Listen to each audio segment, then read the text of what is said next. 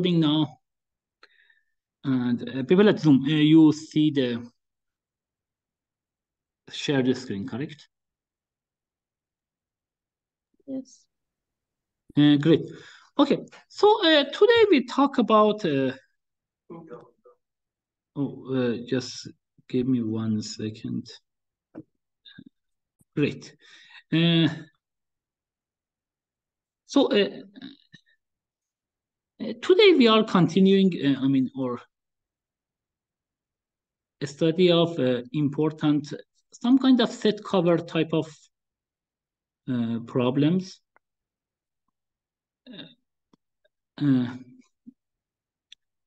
As I mentioned, they have like lots of different applications, and these are like very fundamental problems. The problem that we are talking about, for example, we talk about set cover and submodular set cover. We talk about unique.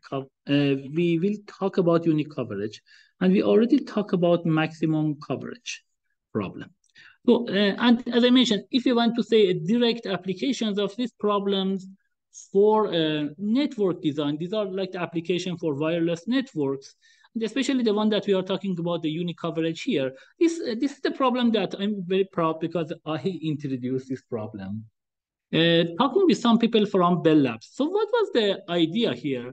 They essentially they came to these things that say you have some set of antennas, and each of them have some options. So they can decide what is the direction. So it can have a different direction essentially.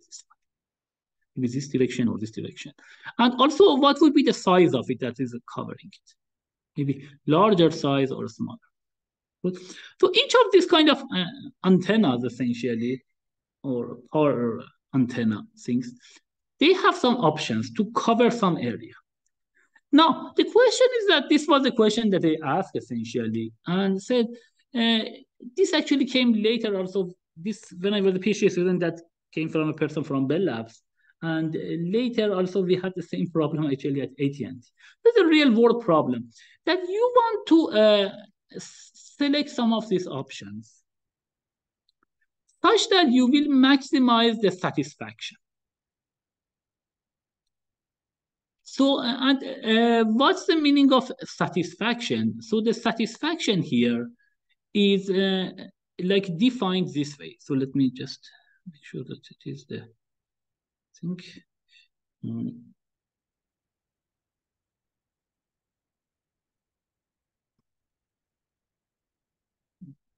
This one is not the correct one. Let me just.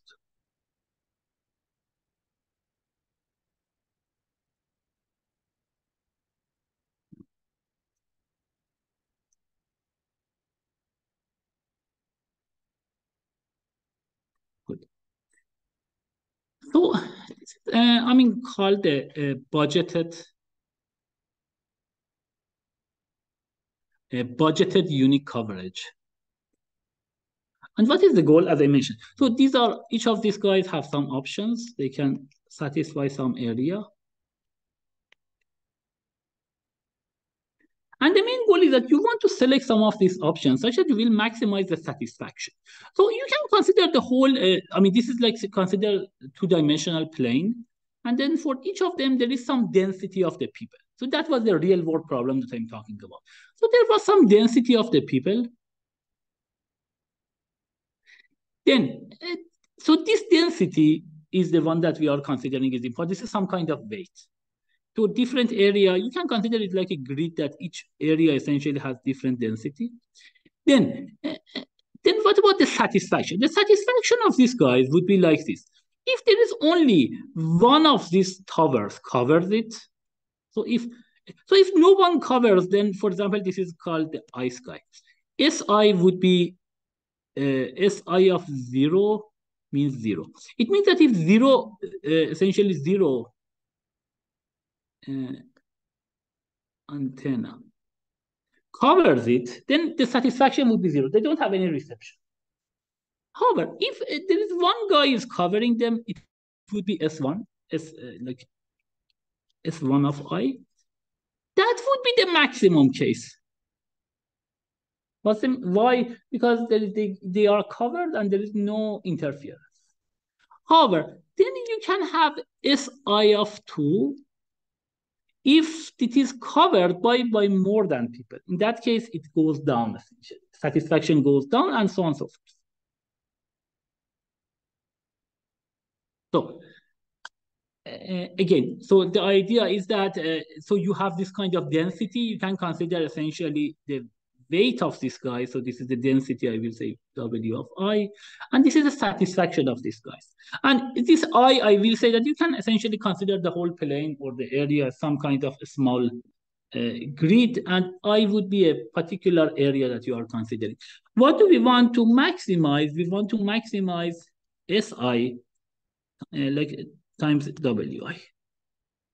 And as I mentioned, Si has this property. Si of, if it is like, if it is covered only by one guy, by zero guy would be zero, by one guy would be the maximum, and then it decreases.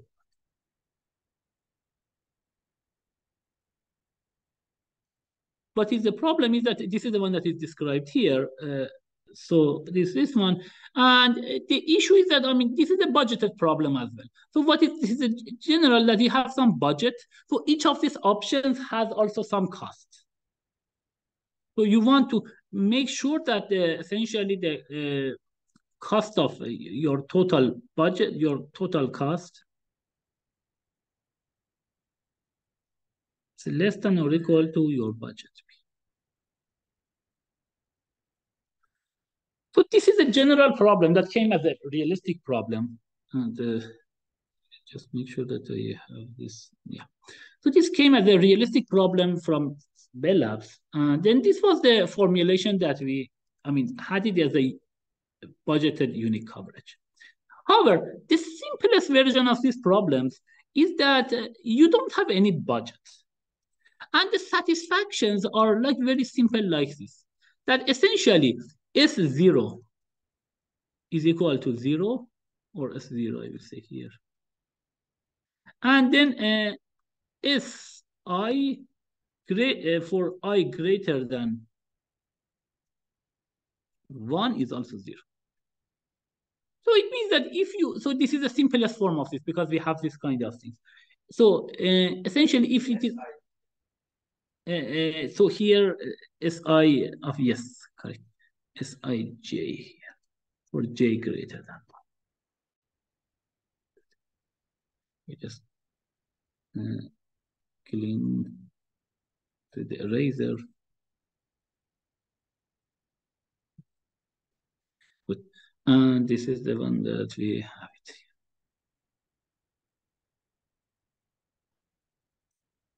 Good. So this is the problem. So this has been then simplified. So that, okay, what about if we don't have any restriction, we don't have any problem, so you can say that you want to select K set to have this property, to have a budget of K, that we talk about hard capacities versus soft capacities before, but say that even you don't have any constraints, you can select any number of sets that you wish. The only thing is that, and these are I are the elements that are covered. You want to maximize essentially the satisfaction. In this case, this simplified satisfaction is the number of guys that they have been covered exactly once. So that was the problem, and we call it unique coverage. So unique coverage was born in some sense. Very happy to help essentially in this new problem instantiate. Now, let's talk a little bit about this problem. So let me just clear everything. Maybe go to this one, I think.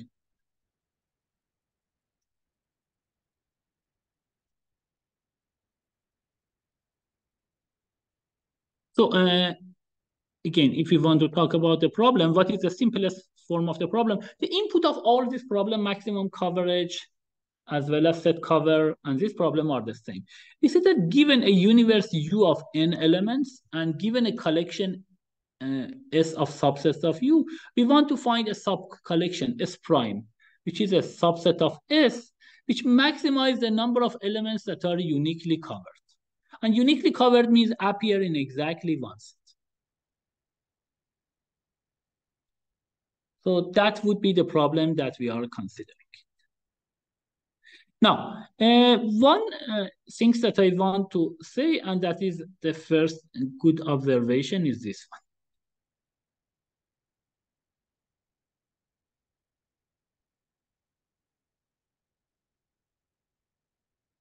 But when this problem essentially born, then the question is that, I mean, how can we use it? The idea is that can we use some of this algorithm that exists, the greedy algorithm, for both set cover and maximum coverage. We took this greedy approach that, okay, finding a set that when I add it, the number of elements which are covered is maximized, or essentially we want to add a set with maximum efficiency. And maximum efficiency means that the cost per item is minimized. So it was very natural to think whether we can do the same thing for this problem. And of course, I mean, the first question is that how can you model it? And maybe you are just missing the modeling, essentially. The problem becomes even more interesting when we found this one. So unique coverage actually generalizing max cut. So unique coverage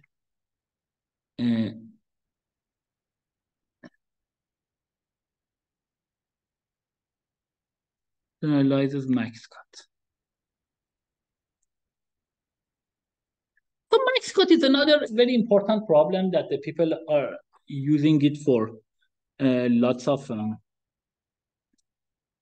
applications, and it's like one of the most famous NP-hard problem. It is somehow testbed of several approaches essentially for the lots of problems. So max cut is important. So what is the max? So min cut you heard a lot, but so in the min cut problem, you are given a graph.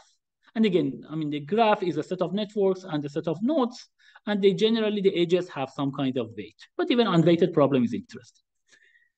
So here, what is the goal? The goal is that, say, even it is unweighted. In the min cut, generally, you want to find a cut. And what is a cut? A cut is that when you essentially delete a set of edges, you want to delete a set of edges, such that after deletion, at least you have two components. So that is a cut.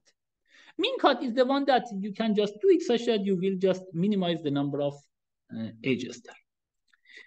Then there are some other versions, for example, min k cut. In the min k cut, you want to just delete a set of edges such that you have at least k components. And then we have the st min cut. St min cut is that you want to delete a set of edges such that you make sure that s and t are in two different connected components. This is called st min cut. They're all versions of min cut. Now, what about the max cut? The max cut generally is the problem that you want to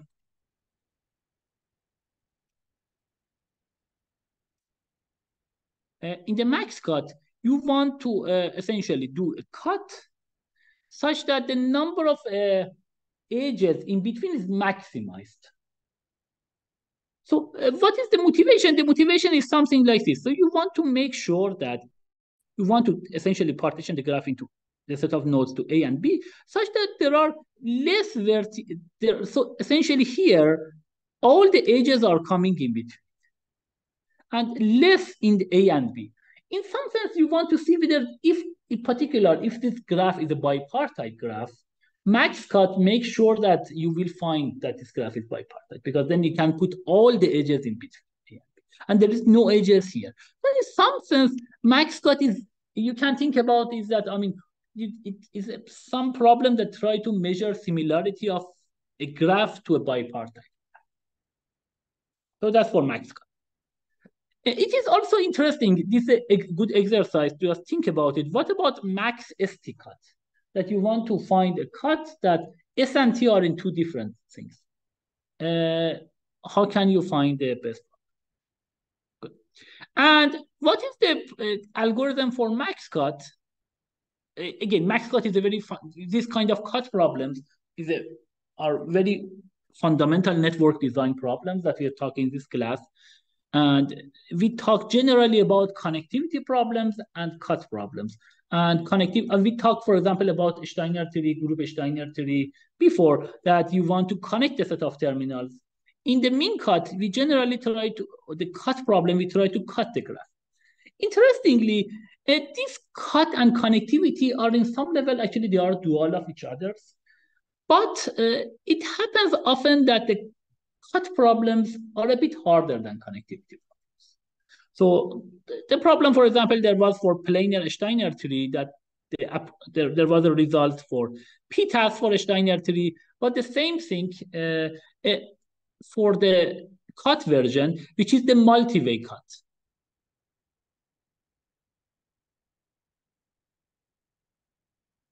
That actually results obtained much later, and was that the result that we had it is much harder. So I mentioned, by the way, min cut and max cut. What about multi-way cut?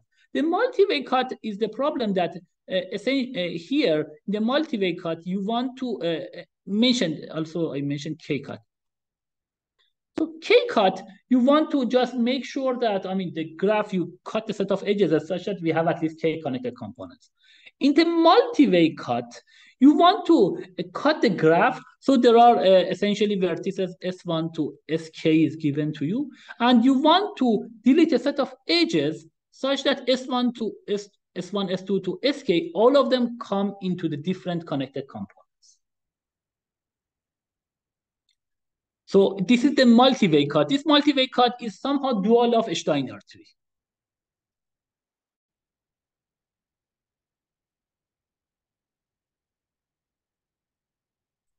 So as I mentioned, in the Steiner tree, a set of terminals are given. You want to buy a set of edges such that they are all connected. In the multi-way cut, it is a dual of that problem. You want to, the set of terminals are given to you. You want to cut a set of edges such that they go into the different components. And if you consider planar graphs, actually, you will see more duality, the difference between the concept of duality between the cut and connectivity problem. Because if you consider a dual of planar graph, we talk more about it later, the cut problem become connectivity problem and vice versa for lots of cases.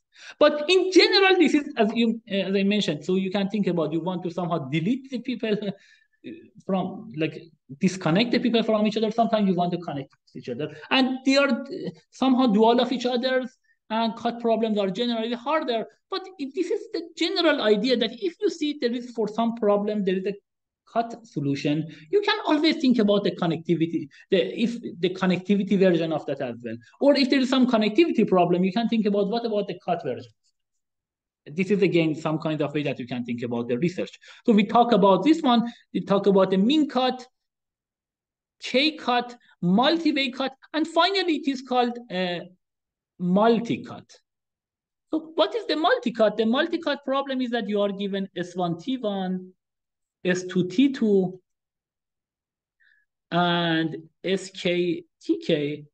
And what is the goal? The goal is that you want to cut a set of edges such that S1 is disconnected from T1, S2 is disconnected from T2, and SK is disconnected from TK. And here, you don't care even S1 and S2 are connected or not. So that's essentially the multi-cut. What is the dual of that? The dual of this is Steiner forest.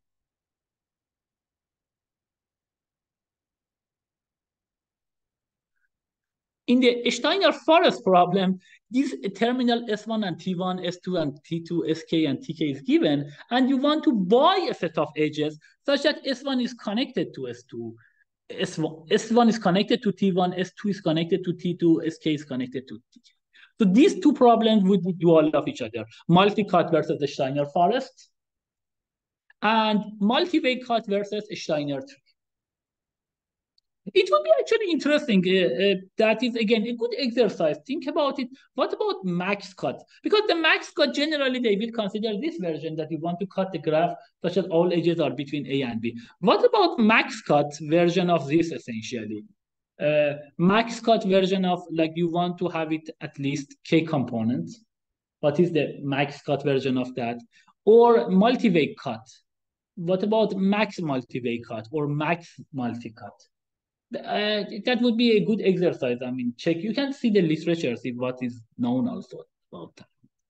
But anyhow, so I just want to give these things. You will hear a lot in this class about cut problems and connectivity problems. And somehow you will see these three problems that we talk about: set cover, maximum coverage, and unique coverage. They have also relation between this cut and connectivity. And when we talk about network design, generally, it is very well known to consider the cut problems, connectivity problems, and at the same time, there is another third category, which are very important, are matching or assignment set of problems. So these are the set of problems that we will talk a lot in Steiner, in like network design. So let me just...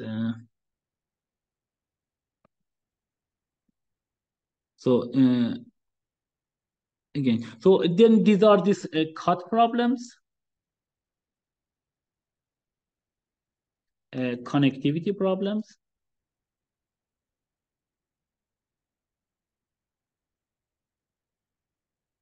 and last but not least are matching problems.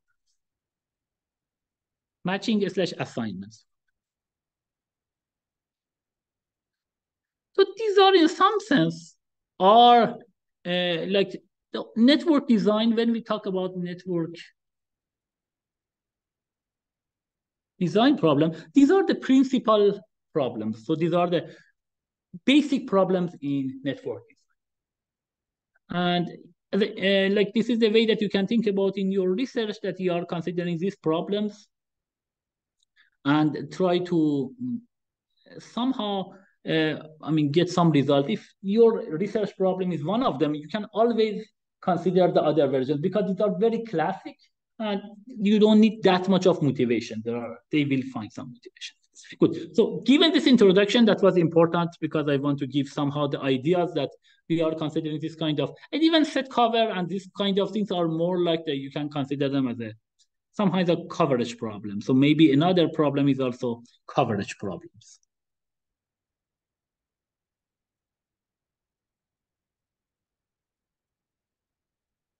So at least these are the important problems that we talk about here: coverage problem, cut problem, connectivity problem, and matching or assignment for network. And that's the thing that we talk about next. Good. Now, given these things, let's go to the unique coverage.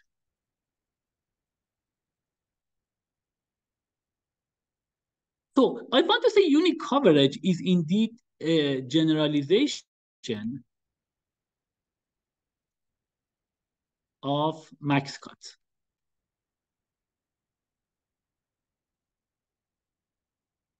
So let's see, how can we, prove it? Good. So I think this is a solution that is mentioned. So you consider this is the graph that you have it. Good. So you have a graph.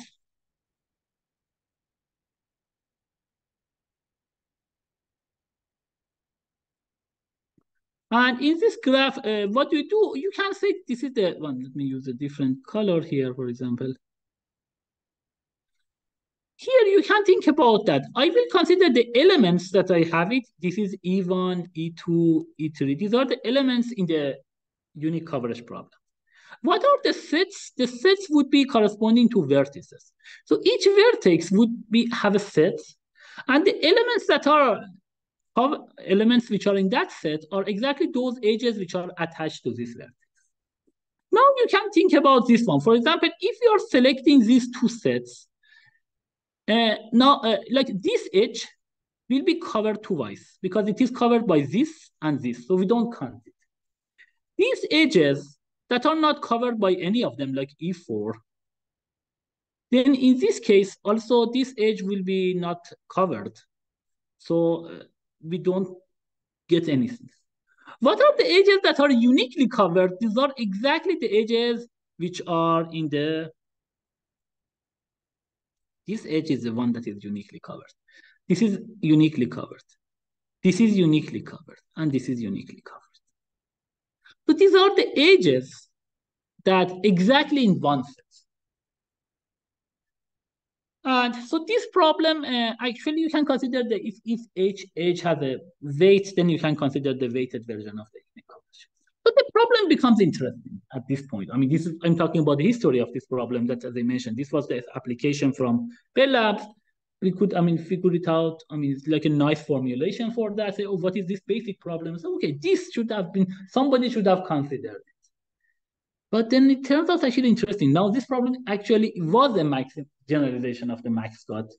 For max cut, there is a very simple algorithm, which is a half approximation, or like essentially two approximation. We don't say half approximation. We generally say greater than 2, which is 1 over 1/2, which is 2 approximation. What is the algorithm for max cut? Consider each vertex, put it in one of these sets. So we have two sets, A and B. And then each vertex, put it in A and B with probability half, essentially. You can see that in the randomized sense, the probability that each edge comes here is exactly, essentially, would be 1/2. Because the first endpoint can be selected in A and the second one in B, or vice versa. So each edge will be in the cut with probability 1/2. So in expectation, we get half of the number of edges in the graph. Having said that, I mean, this is a randomized algorithm, but you can also randomize it based on some kind of conditional expectation. That's the approach. It's like very standard approach that you can also randomize and get a actually deterministic algorithm. So unique coverage has a half approximation. Interestingly, I mean, we talk about those other problems, like, for example,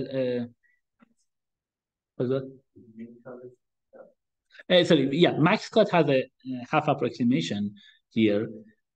But the unique coverage, the approximation essentially remained open. Then the question is that whether it is a set cover, or it was very similar to maximum coverage problem. Maximum coverage, as we discussed, it has 1 minus 1 over E approximation.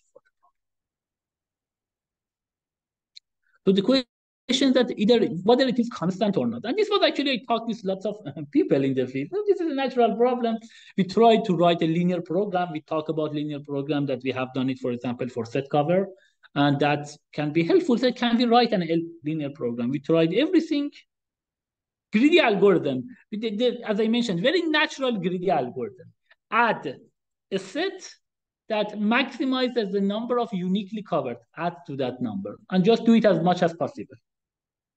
If, of course, then the question is that if it is a positive gain, you will do it. If if it's a negative thing, you don't do that. Among positive ones, you will add. Natural, nobody could, I mean, said, okay, can we get it? And there was no solution. And this was actually, for a while, we had actually quite, I mean, interested on getting any solution now. Even like, let alone constant, can we get something better than n-approximation, any non-trivial approximation? And then later also this problem, so again, in trying to find a solution for this problem, then it turns out this also has some relation between this problem and radio broadcast. That's another problem that has some essential intersection. Also, envy-free pricing. So this is envy-free pricing. This is some assignment problem. We may talk about more essentially. It is like a more game theory problems. But if the idea is that, I mean, you want to assign some of the items to the essentially people, such that no one envies on the other things. And envy means that essentially you should like your set better than the sets that are assigned to the other people. So this is envy-free pricing. And there was a very fundamental problem by Grusmavi et al. I think that was in 2005, that they reach a very simple problem, and they give essentially like an approximation for that, but they don't know whether this problem can do constant factor approximation. It turns out that also is a special case of unique coverage. So that's another interesting problem. So this problem, essentially, you see, this problem is born, essentially. They will call it, you know, this was the movie, A Star is Born. Now, this unique coverage was born at that time. And then, yeah, this is like, it's a very good feeling. I mean, especially these are fundamental problems that you are designing that is, I mean, very good feeling, essentially. Good. Now, let me, good one. So this was the history, essentially, that I'm talking about it. And again, why do I say in this particular one, I cannot say about the maximum coverage, because, okay, I didn't design the maximum coverage, the first maximum coverage was designed. A set cover, I think they will call it Lovaas's algorithm, the greedy algorithm. It's a simple one, but I think probably Lovaas. I think there was some other, maybe some other people also observed the set cover. It's a very natural algorithm. Here, the question is that for this problem, can you get essentially a solution? So you generally, when this is a new problem, you try to relate it with some other problems. See, can you get it? And things. This was I think the main interesting thing. This is the algorithm that we had it. I mean, this is the first paper that we had it on this. This was essentially for this unique coverage. This is a paper with Eric Demain, Uri Feige, and Mohammad Hajiaghayi. I think that was SODA 2006. So this is the first algorithm that we had for this one. Another interesting thing is that one, at that time, so as I mentioned, so this was, again, something that we talk about in the other class, algorithmic lower bounds, what I want to repeat essentially here. Generally, we have a maximization problems and minimization problems. Again, so this is in the network design, we consider both of these problems, maximization and minimization. The general idea is that for minimization problems, we have all kinds of approximation. I don't know, constant exact algorithm, constant approximation. Then these are log things, or sometimes actually log star. So we have essentially one constant log star, log, then SQR root of these versions, SQR root of log, and then log, then polylog, and then it is 2 to the SQR root of n. That's another one that, yeah, this is like the one, and sorry, this was 2 to the SQR root of log. 2 to the SQR root of log, or 2 to the log n to the 1 minus epsilon. A little bit less than n. And then we have n, like n to the 1/4, for example, that is for, then, I don't know, SQR root of n and n. So this is for minimization. For maximization, it is not like this. For maximization, but generally, still, I mean, like the similar thing. Either there is a constant approximation, or generally something like n-approximation, or essentially, n or a square root of n approximation. For example, this is like for independence, maximum independence. The best thing essentially is n approximation. So for maximization, it always was the case that either it is just constant factor approximation for that, or there is a n or a square root of n approximation. There was no such kind of hierarchies that we had it here. The only problem, I mean, that was there, I think, the same time, it is called the domatic number. This is actually a paper by Professor Arvind Srinivasan here. So in the domatic number, you wanted, this is essentially a dominating set problem. That what is a dominating set problem? You want to set of vertices such that each edge in the graph, either it is like each edge in the graph, sorry, in the dominating set problem, you want to select a set of vertices such that each vertex, either it is in the set or it is neighbor of one of the vertices in this. So that is a dominating set, which is equivalent of set cover. What was the essentially domatic number? Is the maximum number of dominating sets that are disjoint. This was the problem that was known essentially some log n approximation around that time. But I think it's not, I mean, to all respect to Arvind, all respect, it's not the most like natural problem that there's a log n approximation. Now, this was the whole idea that this unique coverage actually came here and filled this gap. So unique coverage, essentially, we believe that you cannot get anything better than log n approximation as we talk about it. And it's a very natural, it is somehow very similar counterpart of set cover, because this one is essentially one minimization, then you want to pack off essentially dominating. But there is like very simple. This is just a set elements, you want to just maximize the number of uniquely covered elements. And so the first algorithm for that is this log n approximation algorithm that I want to talk about it. So you want to, so what is the log n approximation? The first log n approximation. You will partition the elements into log n classes according to their degrees.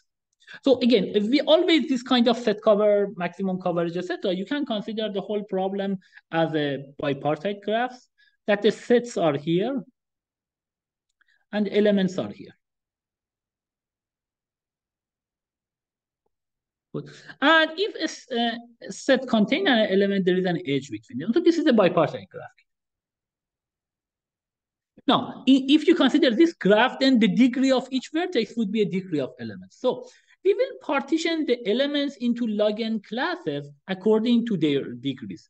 And the degree of an element is the number of sets that contains these elements. That is called the degree of I.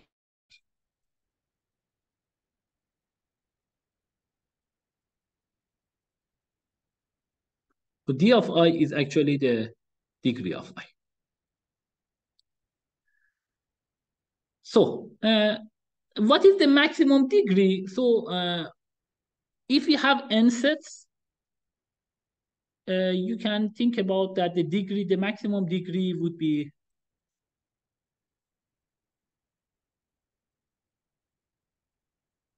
n. So we are doing it. This is a typical algorithm that we can get a log n approximation.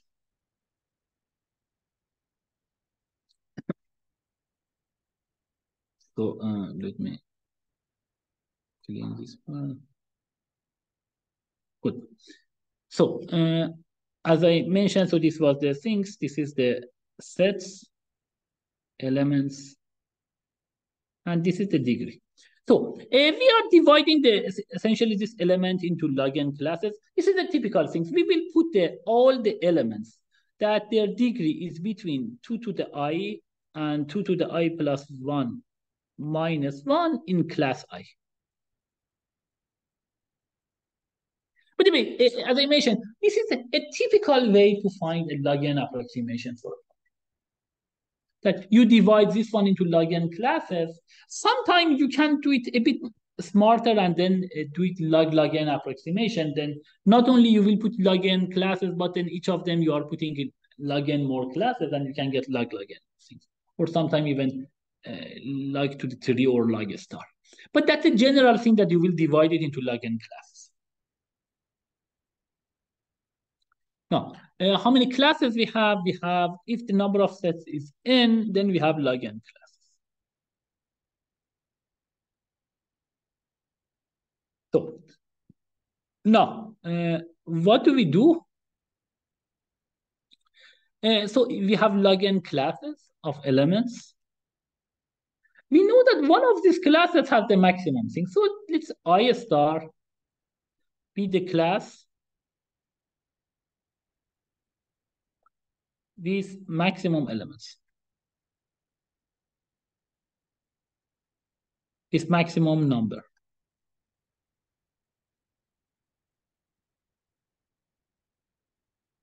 So we have log n classes, among them choose the one that has the maximum number of elements. Now, what do we do? This is so this part is log n classes was essentially somehow natural algorithm. The people have done it, but this was interesting. You will choose a set in a S.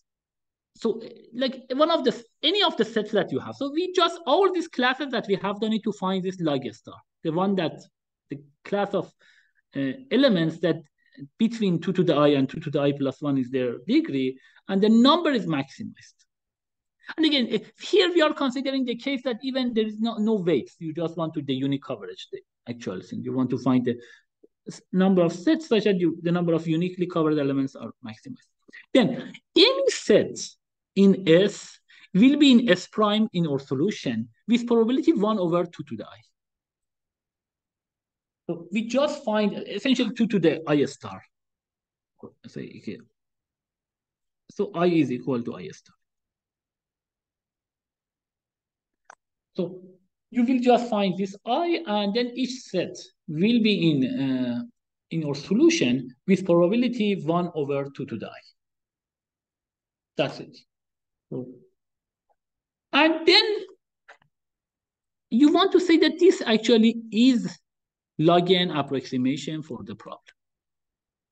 So the log n part is somehow, the first log n is simple.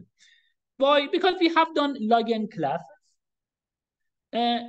So all the elements that we have are coming in log n classes. We know that the class that has the maximum number of elements is at least 1 over log n fraction of the whole element. So we are losing log n factor right away. The question is that now, among these elements that they have their degrees essentially between 2 to the I and 2 to the I plus 1, I mean, we are just choosing these sets in a different way. We are just choosing this probability 1 over 2 to the I. The claim is that among this class of I, we are covering at least a constant fraction of them uniquely. And then this gives a log n approximation. Good. So let's essentially consider this one. Fix an element x in a group I. And we know that it has been covered by D sets in S prime.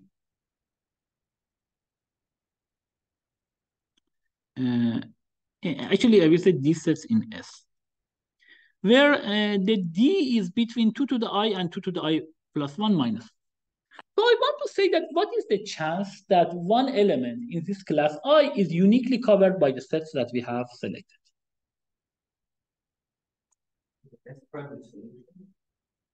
S prime is the solution that we are choosing this one.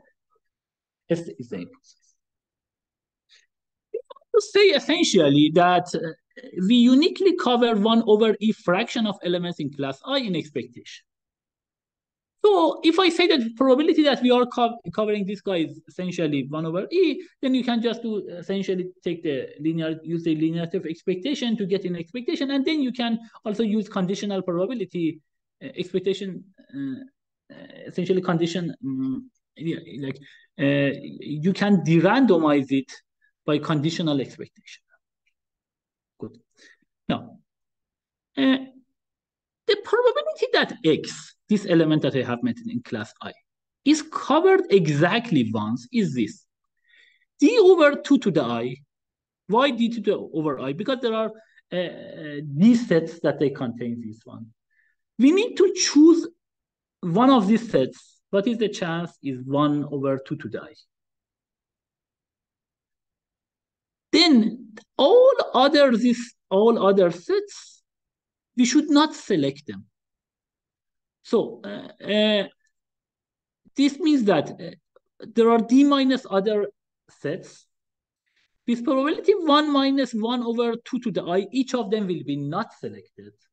And then essentially 1 over 2 to the I to the D minus 1 is the probability that all others are not selected. So if you consider an element X, we say that, okay, these are the D guys that it has it. It will be uniquely covered if this guy is selected and none of these guys are selected. But for this guy, we have D choices. And this is this factor D here.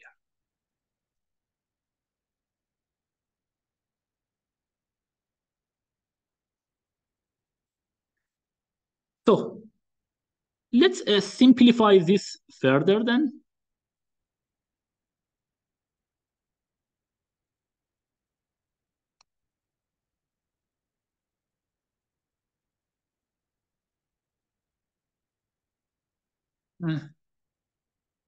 Good. Now, we knew that the probability that is exactly covered is this one. Now let's try to lower bound it. We say that this probability is at least this. Instead of D is between 2 to the I to 2 to the I plus 1. So I can't just say I want to get a lower bound. So I will put 2 to the I here, a lower bound. Here, this is some number which is less than 1, essentially. I want to make it lower bound for that. I will put the maximum D. So here we are putting the minimum D. Here we are putting the maximum D, essentially, 2 to the I plus. So this formula, it is at least this one. And at least means that So here we have 2 to the I, 2 to the I, this will be cancelled. And this one would be 1 over 2 to the I to this one. Generally, we have this 1 minus 1L to the L. We discussed that one. This is greater than 1 over E. Here, instead of L, so it is L here is 2 to the I. We have 2 to the I plus 1. It means that this is the whole thing to the power of 2. So instead of 1 over, this is essentially 2L, we get 1 over E to the 2. And that's exactly the thing.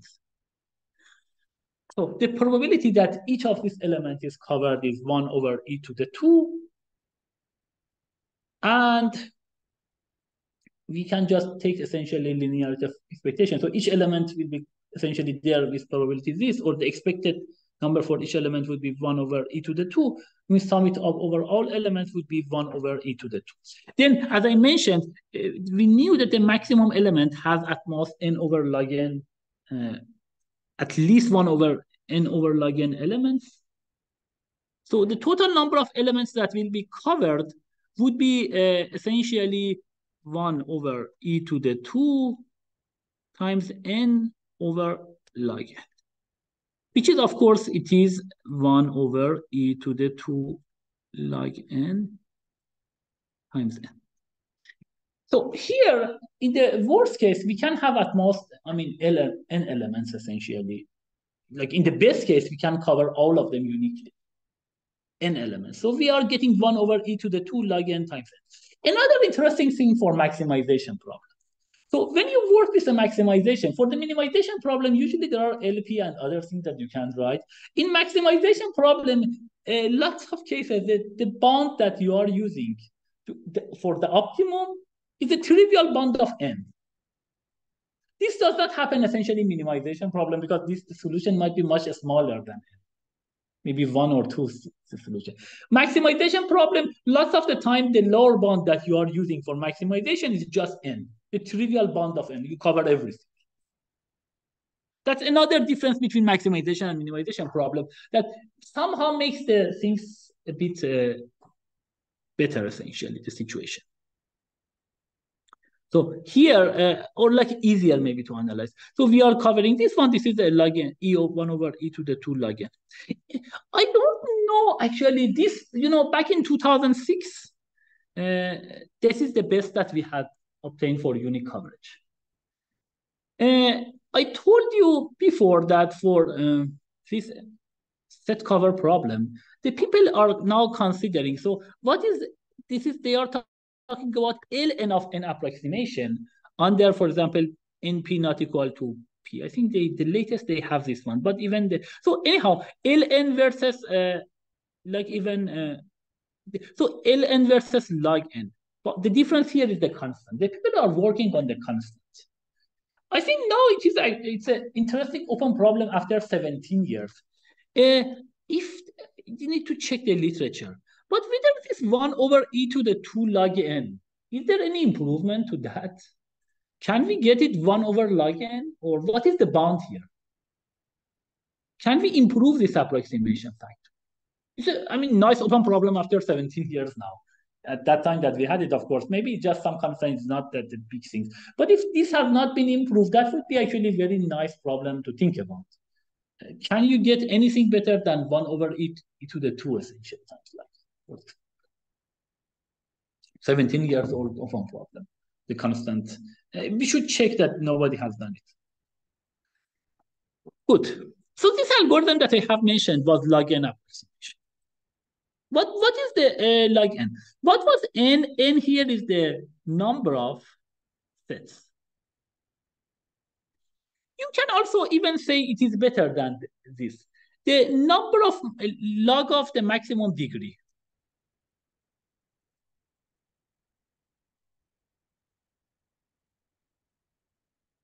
What is the max degree? Essentially, you can consider this would be log of f, where is the f is the frequency of an element.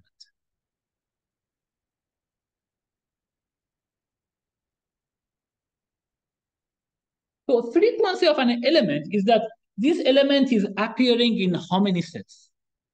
Here, if we say that each element appears only in a f sets, and f is a constant, actually the approximation that we get is a log f approximation. which is better than, just log n approximation. And this was something, interesting, because for set cover, as I mentioned, the best approximation for that is the mean of log n and f.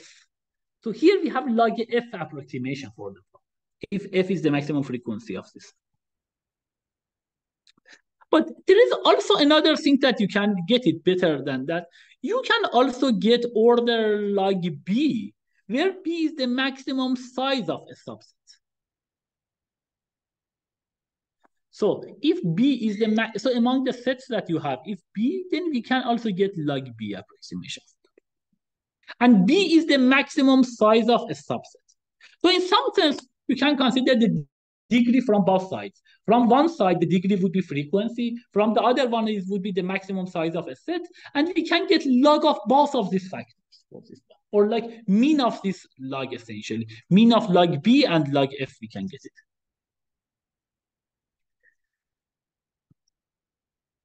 So this log b or log f. This one is a bit. It's a tricky. It's not hard. You can see actually in the paper that I have mentioned.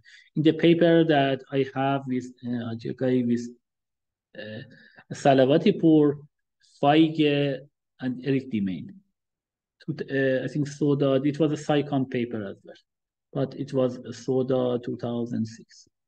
Science Journal Computing, the journal version appeared. But you can see that, then you can see like B, or you can think about it. It's a good exercise. Good. This algorithm was very naive for this unique coverage problem, because you are just, as I mentioned, was a typical problem that you are dividing these things into log in classes, and then you will say that, okay, I will the one that has the maximum set, maximum size, I can take it. It's a very typical thing, but for the analysis, it's not trivial, but you can do it. The question is this one. The paper that we called it combination can be hard. Unique coverage combination can be hard. What's the meaning of that? So this is another interesting thing when you work on the problem. When you get this kind of log n approximations, trivial, lots of the times, I want to say almost always, it means that there should be better than log n approximation, often constant factor approximation. So this way that we are dividing these two into log n classes, in some sense, it seems very naive. And say, okay, we can get log n approximation, but maybe this is the wrong thing, essentially. And you should be able to still get constant factor approximation. So it was still not satisfactory, because it seems that, as I mentioned, this type of, when you get 1 over log n, using this approach that you are dividing into log n classes, often you can also design better algorithm that at least you get log n, or even better than that, usually constant factor approximation. So still the problem is that, can we get a constant factor? For unique coverage remain the big open problem. Until we have, essentially, in this paper, we had this lower bound. And this is coming from this example that I want to say. This is also another nice example, essentially, to consider. Good. What is this things that we want to talk about?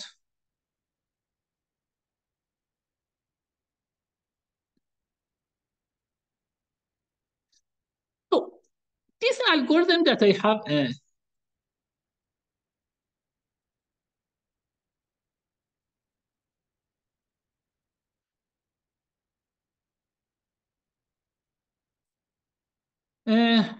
good.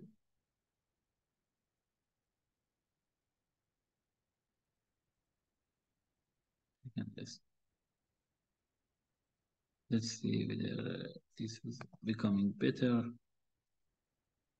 or not.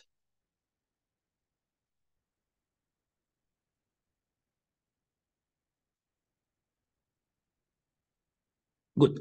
So this is a bad instance. What is this bad instance? Which is very interesting. So consider these classes B1, B2 to B log n.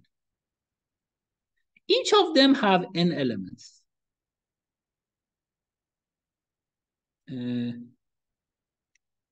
Actually, yeah, these are the sets that we have. So we we have sets, each of them have n essentially sets. We have n elements total. So what was the idea? The idea is that, you want to get better approximation than this. As I mentioned, the trivial upper bound for the problem is n. Can we essentially have n elements in the solution or not? A natural question here is, can we create an example that actually you cannot uniquely cover more than n over log n sets?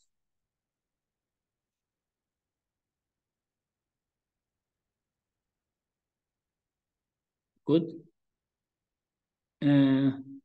But just one thing, I think it is, let me just check.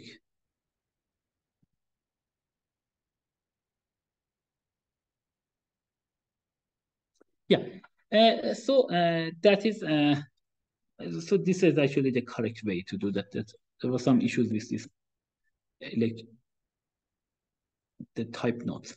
So here, the number of elements actually, so these are the elements. So B1, B2 to Bn, B log n, these are the set of elements that we have. So we have essentially B1, B2, and B log n. And these are elements. So these are elements. What about the sets? So we have n sets. So there it was mentioned differently, which was wrong. So we have this n sets. And these are, I have this n log n elements.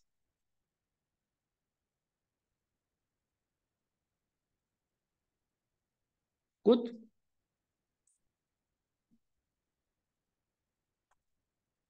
Like, what about for the class Bi? This element will be in 2 to the I random sets.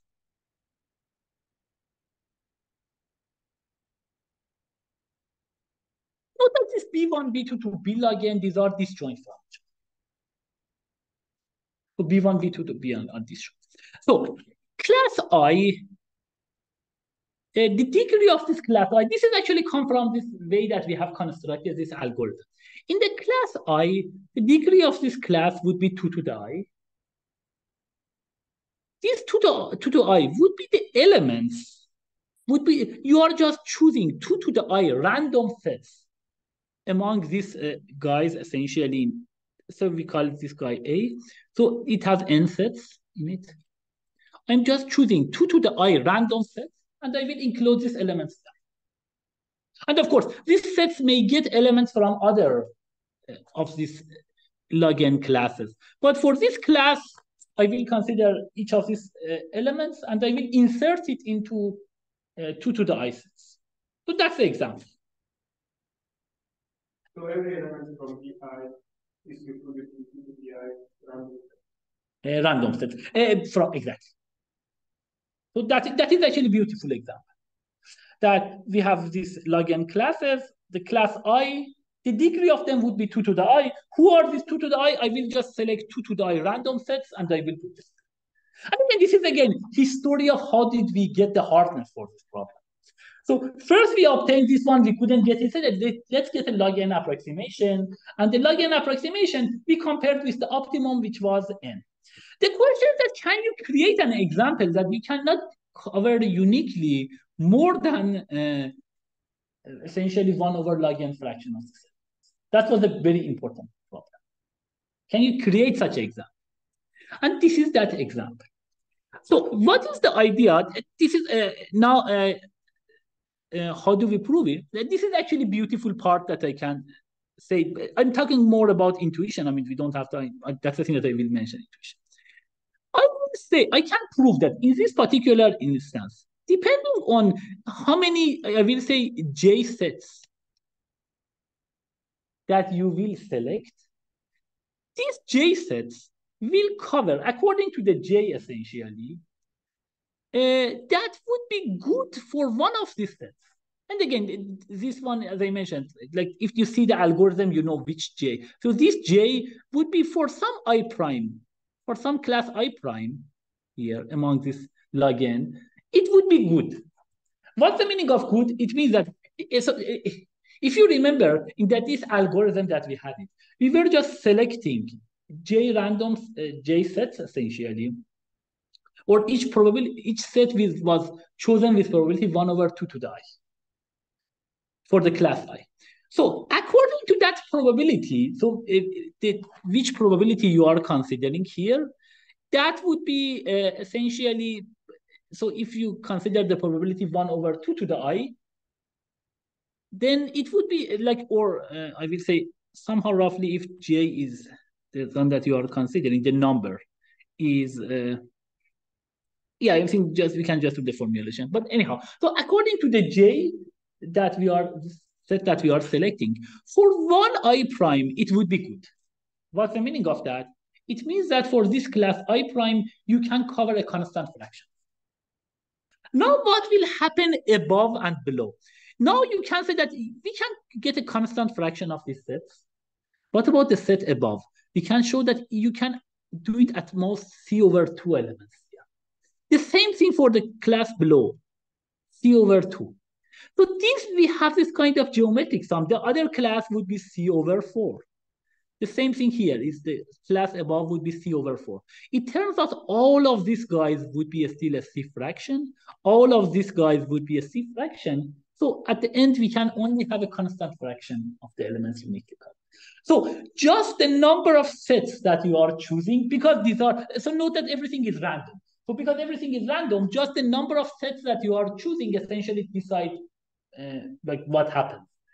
When you just, if you just set according to the number of sets that you have selected, it says that for one class, you can get a constant fraction covered. But for all classes above, then with a constant factor, you will go down. So you have some kind of geometric sum that it goes essentially at most a constant above, a constant below, and a constant here. So total, we are getting a constant. This is, of course, an example that shows that you cannot cover more than, there is some example that you cannot cover better than 1/log n class. And note that here we have n log n elements. So this says essentially Cn elements can be uniquely covered. It means that we can only cover 1/log n of the total number of elements. Now, to make it essentially this one a hard instance, now that is the idea. Instead of this random instance here, we are putting some instances of graphs, some kind of independent set. So we will just replace, still the structure is very similar to this. But now, instead of these 2 to the I random sets, I will essentially put an instance of independence, a very particular case of independence. And the idea is that essentially, if you can solve that independence set correctly, or like a very good approximation, then you can get essentially a good approximation for this one. This one is a more complicated. You can read it from the paper. But anyhow, so we had first this result that it is NP hard to approximate within a factor better than C log n for some constant C unless NP has subexponential time algorithm. So this was relatively weak. He said that you cannot get log n to the C for some constant less than C. It does not say log n. Then we could say that you cannot get better than log n to the 1/3 under other complexity assumption, and then this log n under some other complexity assumption about some particular independence. There were some papers later that relaxed that complexity assumption. And then we have this that you cannot get better than log n, still under some complexity assumption, but this complexity assumption becomes like a closer to p not equal to np. But this was, again, the path was important, that first you are getting some approximation. From this approximation, you are creating a hard example for this. And this hard example, then you will change this hard example. You can see it actually in these papers. Like, I think I loved it a lot. That it was, I don't know, 17 years ago, but you can go and see that. Then each of these instances, now instead of putting some kind of random instance, you will put it some hard instance. The problem. And you can say that no, if you can get something better than log n approximation for this, you can. So this is the idea that if you can get better than log n approximation, then for this independent set example that I have mentioned, you put it here. For one of these guys, you can find a solution better than, I think, into the 1 over epsilon or into the 1 minus epsilon or something. But yeah, you can see that one. This is more technical, and that was the things, and that is like the things. So this, as I mentioned, this can be mentioned into a real hardness. But the path again is important. That first you create a hard example, and sometimes this hard example you can turn it into hardness, real hardness. The same thing happens also for linear programming or semi-definite programming that we talk about it. The people write some natural linear program or semi-definite program for the problem, then they will find the problem that the integrality gap is large, and then they are creating some hardness based on that. So this happens a lot. This is a way that you can get the hardness for approximation algorithms. And this is essentially the whole unique game is essentially based on that. The semi-definite programming that we are getting for the problem is the best that we can get. Anyhow, I think this concludes the concept of this kind of important coverage problem or set cover type problem, set cover, maximum coverage, and now unique coverage. And then later we will talk about the rest of this, that we are talking more graphs. Of course, everything is graphs on networks. But then we are talking more in this concept of cut and connectivity problems. And this idea that if you want to solve a problem on a general graph, maybe it's actually easier to just solve it on trees. And then if you lose a little bit, like log n in terms of approximation factor, actually you can, instead of solving the problem in a big network, you can just solve it on trees. And for trees, we have generally dynamic programming. You can get the problem in a very good shape. Great. So